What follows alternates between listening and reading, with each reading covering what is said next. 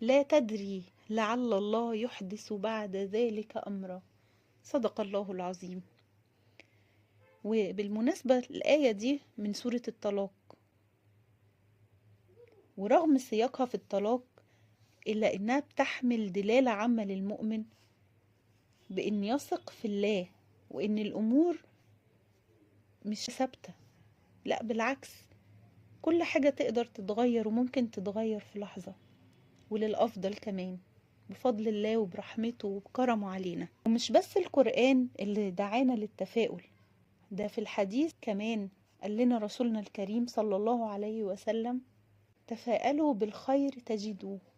صدق رسول الله صلى الله عليه وسلم. ده حديث قصير لكن معناه كبير قوي.